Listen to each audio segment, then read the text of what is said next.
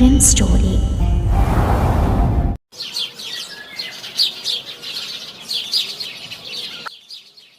ये है बिलासपुर गांव। इस गांव में सुलेखा देवी की घर है। सुलेखा देवी को न्यूज़पेपर पढ़ने का बहुत ही शौक थी। उनकी बेटी रानू और बेटा शिव शादी के लिए लायक हो गए थे, इसलिए सुलेखा ने अपनी सहेली रमा की बेटी से शिव की शादी कर दिया। मगर शिव सोमा से खुश नहीं थी, क्योंकि शिव अपने शहर ऑफिस में एक दफ्तर वाली गर्लफ्रेंड रखा था जिसका नाम था स्वप्ना। शिव शादी के बाद भी गर्लफ्रेंड स्वप्ना से मिलता था, दोनों घूमते थे। ऐसे ही जब शिव एक दिन घर छुट्टी पर आया, तब वो स्वप्ना को साथ में ले आया।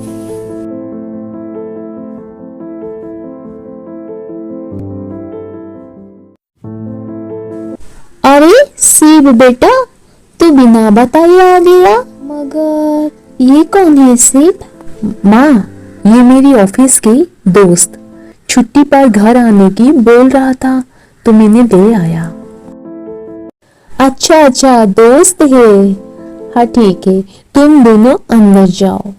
शिव बेटा, सोमा तेरी राह देख रही है बेचारी कब से, उससे पहले मिल ले, वो खुश हो जाएगी। तब तक मैं पड़ोस के यहाँ आती हूँ। सुलेखा दीदी वहां से चले गए। तभी सोमा शिव को देखकर बोली, अरे जी, आप कब आए? मगर आपके साथ ये कौन है? अरे सोमा, वो मेरी अरे सोमा, मैं शिव की दोस्त हूँ। दोस्त मतलब सबसे ज्यादा करीबी दोस्त। शायद तुमसे भी ज्यादा करीब दोस्त हूँ। स्वप्ना की बात सुनकर सोमा थोड़ा घबरा गई। तभी शिव बोला, क्या स्वप्ना? अरे स्वप्ना, तुम भी ना। सोमा टेंशन ना ले, इसका आदत है मजाक करने का। तुम जाओ, मेरे लिए कचौड़ी और आलू की सब्जी बना लो। और तुम स्वप्ना क्या लोगे? ओ शिव, तुम भी क्या पूछ रही हो मेरी? तुम्हें तो पता है मुझे क्या पसंद है।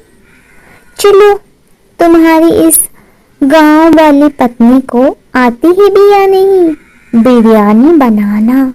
मेरे तो अभी मन है बेबी बिरयानी खाने का। हाँ, सोमा बना लेगी। तुम थक गई होगी, जाओ रेस्ट कर लो। मुझे भी रेस्ट करना है। फिर सोमा रसोई के अंदर जाकर झटपट खाना तैयार करने चली, ताकि वो थोड़ा कुछ समय शिव के साथ बिता पाए।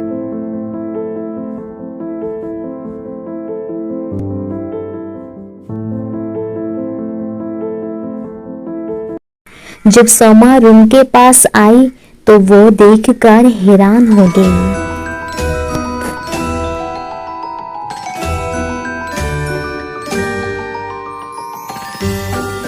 क्या कर रही हो स्वप्ना? एक मिनट भी दूर नहीं रह सकते तुम। ये घर है, हमारी रूम नहीं।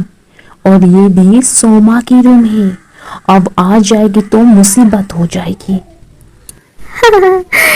शिव, तुम तुम्हारी पत्नी को डर रही हो? अरे आज जाने दो तुम्हारी वो गांव की गवार पत्नी को।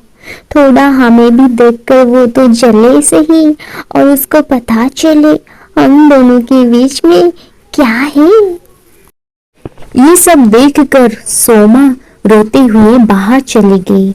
जब सोमा रो रही थी, तब उसको सुलेखा देवी ने देख ली और पूछने लगी, तो सोमा झूठ बोलकर बोलने लगी, माँ जी ऐसी कोई बात नहीं है।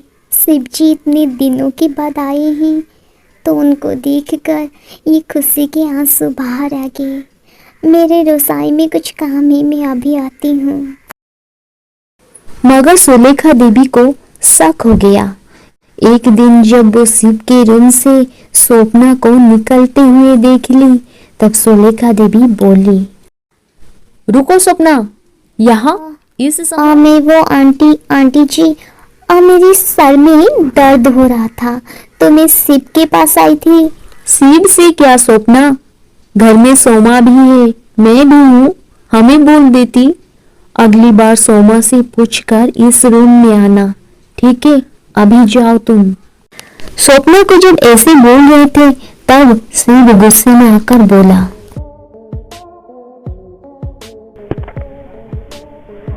माँ, आप स्वप्ना को ऐसे क्यों बोल रही हो? चुप कर शिव, तू सोमा मेरा बीबी है बेटा, और तू बाहर, फिर भी ना मन भरा तेरा उससे। उसको घर में भी ले आई, वो भी अपनी रूम में। तुझे पता है ये बात रमा को पता चलेगी तो उस पर क्या बीतेगी, और हमारी दोस्ती का क्या होगा, क्या असर पड़ेगा, और वो मेरे बारे में तेरे बारे में क्या सोचेगा। और सोमा की भी कुछ कदर कर बेटा, वो कितनी भोली भाली और बेचारी तेरे लिए दिन रात सपना देखती थी, और तू इस सपने के साथ। छी। शिव ये सब कुछ सुनकर और भी गुस्सा हो गया और गुस्से में आकर बोला, माँ, बस करो, कब तक ऐसे ही खुद की मनमानी करोगी? ऐसे ही अपनी बिना बताए, बिना मेरी खुशी की ना पूछकर एक पत्नी बना दी, मगर मेरे प्यार का क्या क्या होगा माँ? मैं सोमा के साथ खुश नहीं रह सकता, क्योंकि मैं स्वप्ना को पहले से ही प्यार करती हूँ और हम दोनों एक साथ रहते हैं। तो मैं स्वप्ना को कभी भी भूल नहीं सकती और सोमा को कभी अपना नहीं सकती। वो ये सब कुछ तुम्हारे लिए हुआ है माँ।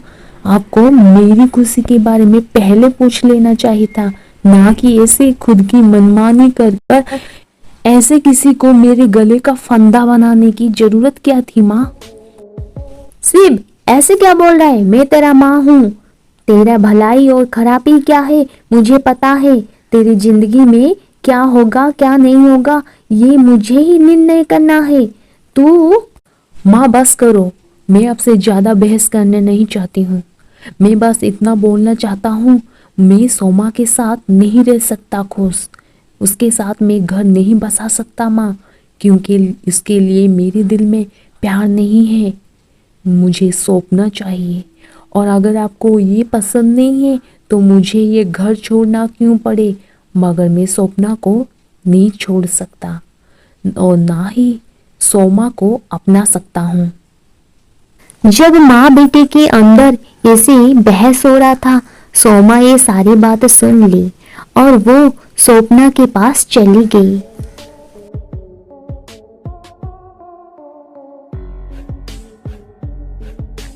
स्वप्ना, मुझे तुमसे कुछ बात करनी है, वो भी शिव के और तुम्हारे रिश्ते के बारे में। हाँ, आ जाओ, अंदर आ जाओ। वैसे क्या बात करना है तुम्हें? स्वप्ना, मुझे सब कुछ पता है। तुम और शिव एक दूसरे को प्यार करते हो। अच्छा, मैडम जी को पता चल गया। अच्छा हुआ। वैसे अब छुप छुप कर नहीं होता है। हाँ स्वप्ना, तुम टेंशन ना लो। तुम दोनों की प्यार के बीच में मैं नहीं आऊंगी। शिव और तुम दोनों एक दूसरे से बहुत प्यार करते हो ना। शिव की खुशी में मेरी खुशी है। अगर वो तुम्हारे साथ खुश है मुझसे दूर होकर तो कोई बात नहीं, वो खुशी से रहे। इसीलिए तो मैंने सोचा है कि मैं अभी माँ जी से जाकर तुम दोनों के बारे में बात करूँगी। बात करोगी? क्या बात करोगी? शिव और तुम्हारी शादी के बारे में। क्या शादी? शिव की और मेरी? तुम पागल हो गई हो सोमा। तुम दोनों की शादी के बारे में। तुम दोनों पति पत्नी बन जाओगे तो तुम्हें ऐसे छुप छुप कर। तुम समझ रहे हो? क्या समझ रहे हो ना? सोमा, तुम्हारा दिमाग सही है, शादी, और वो भी स्वप्ना करेगी, वो भी शिव से। हाँ, हरगिज नहीं सोमा, शादी वैसे क्या हो सकता है? स्वप्ना जो कि शिव को इतना प्यार करता था कि 1 मिनट दूरी भी उसके लिए बर्दाश्त नहीं हो रहा था, जब शादी की बात आया तो वो ऐसे ही चौंक गई। क्यों? ये सब के बारे में जानने के लिए हमारा नेक्स्ट पार्ट देखिए।